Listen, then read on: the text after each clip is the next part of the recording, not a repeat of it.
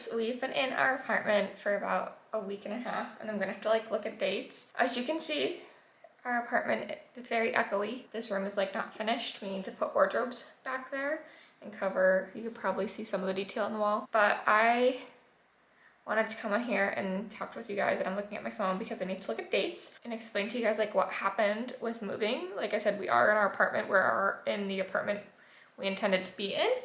It's just a very lived in apartment, and it's been well rented, which is completely fine to us because we're happy here and it's a ton of space and it's a great deal. But anyway, we, as you guys saw last, left the rabbits on Tuesday, right? Yeah, a Tuesday.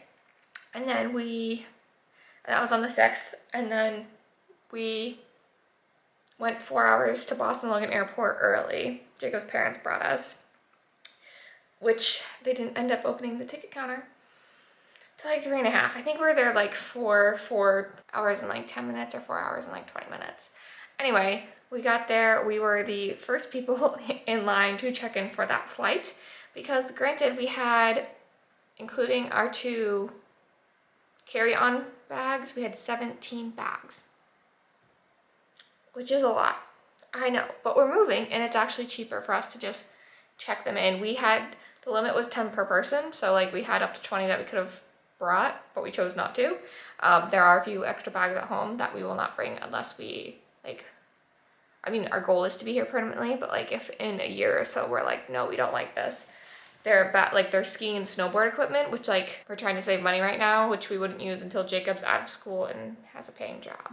So not things that we need to like bring over extra with us. So we kind of felt really bad because we got to the airport and we were the first people in line, and then like people started kind of filling in behind us and they could like see how many bags that we had. But I had already paid for, they let me pay up to 8 in total that were not overweight. They would not let me pay for any of the overweight ones beforehand. So we paid for 8 that were like the proper weight, and then the additional 9 that were overweight. So it was a quicker process because we just like, I knew which ones were underweight, so we just like loaded them on really quickly and she just like quickly bag and tagged. And then the rest of them we loaded, we counted, we checked the weights. We did have to shuffle 1 bag, which is fine because that was the last bag that we packed, and that was the one that we shuffled the morning that we were leaving. And the things that we put in that bag were already in our personal bags, so we just put them back in our personal bags because they were just like a bunch of notebooks and such. Everything luckily went smoothly with getting all of the bags checked in. We were like, this has been great. We didn't have any issues going to Boston in the morning, which typically we don't because of traffic and how early we went. We got up at 5. We left at like 6. Yeah, because we were there by like 7:50, and then our flight wasn't until like 12:30. We ended up in the new terminal at Boston. We ate food there, which we planned on doing, and then we ended up boarding our flight to Iceland, which went smoothly. Well, the first flight did. And I think it was me. Jacob was in the middle seat, and I had the window on that flight, which we thought that the planes were like, they were supposed to be Boeing 737 MAX 8s. They were smaller than what I expected them to be. They looked nice and brand new, but I expected them to be like the 242, and they were the 3 and 3. So yeah, we ended up sitting next to one, no biggie. We get to Iceland. I was like going to film stuff, but then it was like technically by the time we boarded in Iceland, it was like 1 a.m. We smelled really bad because we were sweating because those planes were so hot. I don't know why. Both planes were like ridiculously hot. Usually I'm like freezing on planes, and even Jacob was like really, really dying of the heat. We got to Iceland. That airport is like super small, closed in. It was late at night, so like practically we knew nothing was going to be open food-wise. Also, the other thing is Iceland Air didn't give us any snacks. The second one, they gave us like a complimentary, like once a time chocolate. That was like Pride chocolate. But it really confused me that I was on a plane that didn't give me food when our flight was 5 hours long. That was just like really odd to me, but luckily we'd already packed snacks. We are like in the future, if we're gonna live here permanently, like wanting to fly back and forth to the United States, looking for an airline with a good rewards card. And the other thing about those flights is that both planes we were on, which we expected to be bigger planes, had practically economy class, extra leg room, and then like business class seats. They weren't like first class seats. And if I'm gonna be getting rewards and like free flights, I want like first class seats. So I don't think we'll do, there's multiple like ways we can come in and go to either Copenhagen or Gothenburg. So we probably in the future will not fly Iceland. Not that the staff were bad and they checked in all of our bags for a good price, but just if I'm getting rewards and we're flying that much, I want more. I want more rewards and higher classes to potentially be upgraded to in the future. But we made it through, like I said, passport control took about 20 minutes and we didn't get interrogated like last time. But when it came to our visas, I had to request a physical paper that said our visa dates because I needed to make sure that our visas were approved for over a year.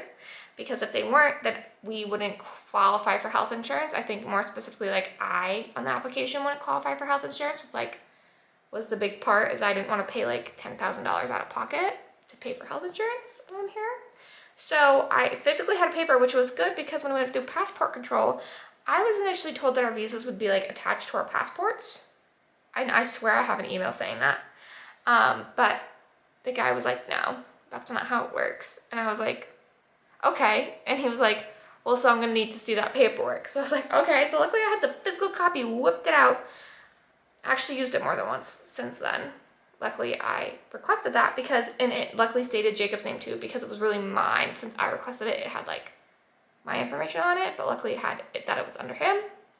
But we got through customs and then the airport, we were like super smelly, super gross, bored. We had to sit there for like 3 hours. There was like one restaurant that was open that was like kind of really expensive, and then one of those like quick grab and go things where you like scan and check out and there's like nobody actually physically there. So we did that, go to get on our next flight, and this was where my patience ran out. So like I said, I was like Jacob for the second flight because I was like already having tailbone pain from a prior surgery. I have chronic knee pain on one side from a chronic injury. So I was kind of starting to get uncomfortable just sitting in general. And we get on the second flight and I'm in the middle because I said I'd be in the middle for the shorter flight. Jacob gets the aisle, which he loves. And then there's a guy in the window seat. I was having some personal space issues with this man because men like to sit with their knees spread out because they can't keep their junk in their pants clearly. And so this man was like encroaching on a lot of my leg space and was like practically spread eagle straddling in this seat. And then he thought not only could he do that, but he was gonna steal my armrest. So it became like this thing the whole flight that every single time he would move his arm from the armrest, because I was going farther back than him, I would like tuck my arm in behind. Because, you know what, sir? I'm pregnant. And I haven't used the pregnancy card yet, but I'm uncomfortable. I've been on another flight, and I'm gonna use the pregnancy card. Have some decency. Number one, get out of my leg space, for starters. And number two, you have to share the armrest. You don't own it. And then for about 20 minutes, this guy was head bobbing and practically falling onto me. And I was like looking at Jacob like, I'm gonna lose it. I'm gonna lose my mind.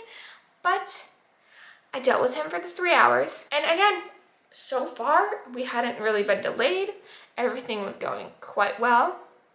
And then we get to Copenhagen Airport, and that's where it fell apart. I kind of made a crucial mistake when it came to Copenhagen in terms of I was under the assumption I had looked at some airport maps, but clearly I picked the wrong airport, and the rental car service was not like right outside of where you just like walk out with your bags and you can't just like go there and they get the car and like bring it. No, we didn't know that. So we get off at Copenhagen. So our biggest next stressor is the bags. We have 17 bags that we somehow need to get into the biggest rental car that was offered. And we get to baggage claim, and it's not like what I thought like what Boston would be, where we can go and like ask for help for someone to help bring our bags, which like isn't like a normal thing, but like you could probably find a service worker. No, there was nobody at these baggage claim areas. Absolutely nobody. And again, I'm pregnant. I'm, at the time, was 28 weeks pregnant. I shouldn't be lifting that many large things, but this was like where crunch time came down, and I was like, screw it. We get all of our bags, we like pile them off the baggage claim, that wasn't the issue. And then we're like, how are we getting them through customs? Because we were like, they're for sure gonna pack, they're gonna for sure go through our bags. Like has to be something that we are declaring that they want to look at, which we expected. There's no one in sight that can like help us get our bags, and there's nowhere to help us get it to customs. And so I was like, okay, maybe if I like go in customs and like let them know, someone will come out and like help Jacob, because I think once you go through customs, you can't like go back. That was the other issue. And then we're like, where's the rental car service? Is it right outside of customs? We did not realize at this point what had happened. And this was like the one piece of like the entire research of us moving in the trip that like fell apart on my end.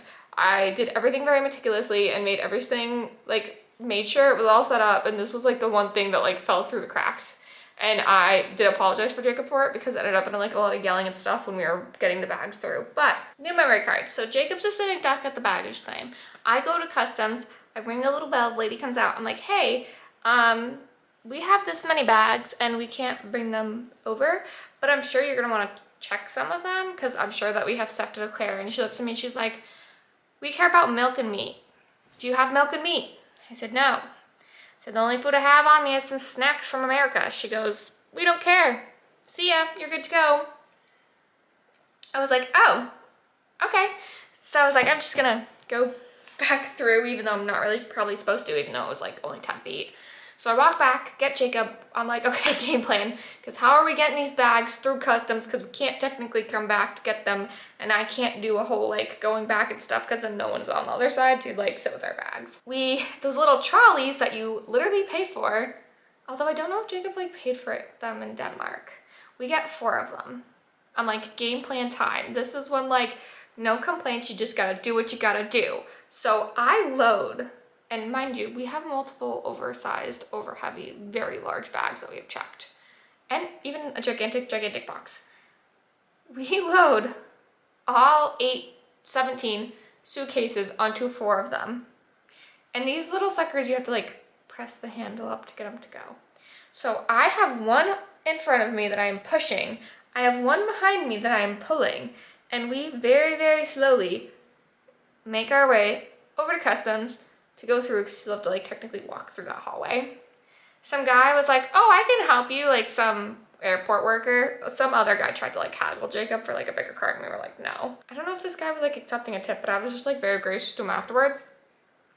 He gets us like kind of far-ish, but we end up like getting out on the other side, and it's like the check-in terminal. That's not what we needed. So then we keep going and we get to this point where it's this elevator, and that's when he goes, yeah, the bus, there's, and he's like Danish, so he's not speaking the way I'm speaking. He's like, you can either take the elevators, and Jacob still has one in front, one back, and I've got one in front, and this guy's got one. And he's like, you can either go out that door across the street, or you can take the elevator down 1 level, go up 1 level, go across this big street, go down a level, and then you have to go and get on, because I said we're going to the rental car. He goes, you gotta get on the bus to the rental car place. What? Yeah, you have to get on a bus, a free bus, to get to the rental car place, which the free bus comes every like 15 minutes. So that's when I was like, I fucked up. I screwed up on this one. Because I was like, logistically, I don't know how we're going to do this at this point, because he's like, it's a public bus, there's a bunch of people on it. It's like, how are we supposed to sit there and like physically load all 18 bags and then load all 18 off? And so I was like, oh, thank you. And I was like, you don't have to help us anymore. It's okay. Like, we'll figure it out. Like, I felt bad. He had already like gone like pretty far, probably for him working. Jacob and I went on one elevator on one side. Jacob went on the other one. We go up. This is where the problem started to go. We had to go down a ramp. I have like 200 pounds plus, probably 250 to 300 pounds on each trolley. So Jacob and I struggled hardcore to get all of these bags across this hallway to the other elevator. And this is when it started to fall apart. And then we're like, I don't know why it happened this way. Oh, because we couldn't like we couldn't turn the trolleys around the way we were to get like both of them to go in and out of the elevator. And the elevator was not one that was like like you put your hand in and it stops. This was like you have a certain amount of time to get on the elevator and you're screwed. So what ended up happening is I ended up going on one after many trials and errors, and then we sent it down, and then I had Jacob have it go back up. Jacob threw another cart on, went back down, I pulled it off, it went back up. We did that 4 times, and then we get downstairs and we get outside to where this stop is supposed to be for this free bus. It wasn't until that moment that I was like, we're never getting all of our bags on that bus. And it stops very quickly and everyone loads on and then it leaves. And there was not enough room for all 17 of our bags. So then I'm like, But then we're also in an area where it's like not a loading zone. It's a straight street. So we ended up dragging all of our bags over to this like street corner, like all of the trolleys down multiple slopes. It was a living nightmare. I'm like, there's an entrance to like a parking garage with like multiple lanes. It's not like a busy one. There's like no one pulling into this area off the side. I'm like, Jacob, just put the bags there. You go on the bus, get the rental car. You come here, we'll just load it really quick and we'll leave.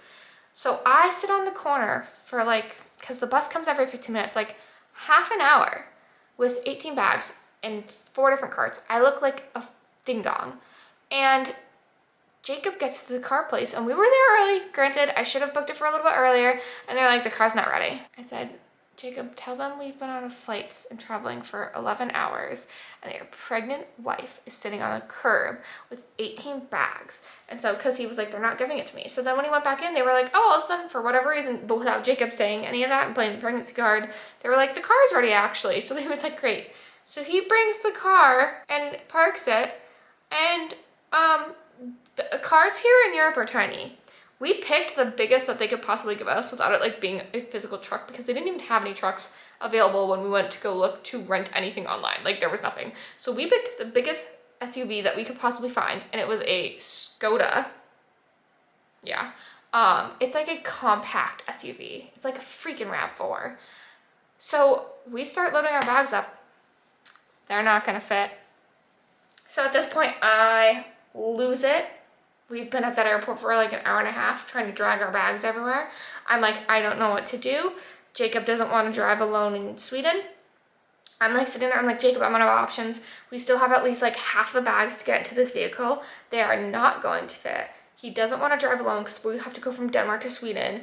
I was like losing my mind. I was like, I don't know what to do. So finally he's like, I'll go to the hotel. I will drive in Europe alone. That was not something I ever expected that he would do, and he gets major props for that. And he was freaked out to do it, but he was like, we have no other options, and he could see that. And they weren't going to give us a bigger car because they didn't have any other cars that were bigger available because everything is so small, even though that car is considered big here. So we start loading everything in. We're minding our own business. Like nobody has pulled into this like parking garage because they're doing construction on it. And like, we're in nobody's way. People can get around us, like nothing. No one's pulled in or anything. This lady must have been like parking enforcement, pulls up. She's like, you can't park there. And we were like, and this was at the point where I'm literally giving Jacob physically the address to go to. Like he's about to physically get in the car and leave. And I'm showing him the address, so he's literally typing it in. And I'm like, this is where my patience ran out. This woman was really testing me. And I'm like, he's not. And she's like, okay, but you can't park there. And I was like, he's about to leave. And she's like, you can't park. And I was like, I lost it. I looked at this woman. I was like, okay, he's going to leave, so you can continue on. I was like, it's not your business, so you can leave. And so this woman was like pissed. So I'm like, Jacob, get in the car right now and drive. So Jacob gets in the car and he pulls away. And this lady like does a loop-de-loop out another way and then tries to come back and then is like angrily looking for him. He was already long gone at this point because I told him to get in the car and drive away because he was trying to leave.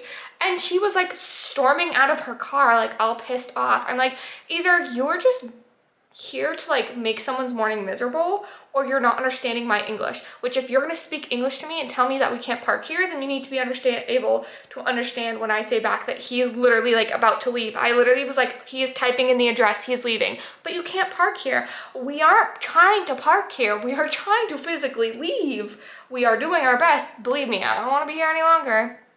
So Jacob takes like at least half an hour to get there, gets to the hotel, runs in like crazy and is like, do you guys have like a room to put the bags? Like blah, blah, blah, explains the whole situation. Some very kind worker, and I left them a very nice review, came out and helped Jacob get all the bags in that room, drove all the way back. So I was sitting outside the airport. I'd been at the airport for like 2.5, 3 hours at this point. I was just like on a random curb, again, with like 9, 10 bags. He comes back. This lady in the time that he was gone, like that hour or so, came back 6 times looking for him. Because I think she was like trying, I don't know if she was like gonna call the police, because then again, she looked like parking enforcement. But I was like, what are you gonna do? We're literally like not sitting, but like I think she thought, like I think she knew that me standing there, like he was eventually gonna come back, but she was coming back in like time intervals, and so luckily she had like come back 10 minutes before he showed up. So Jacob picks me up, we go to the hotel, we get to the hotel, and we slept the rest of the day. And that's going to be all of part 1.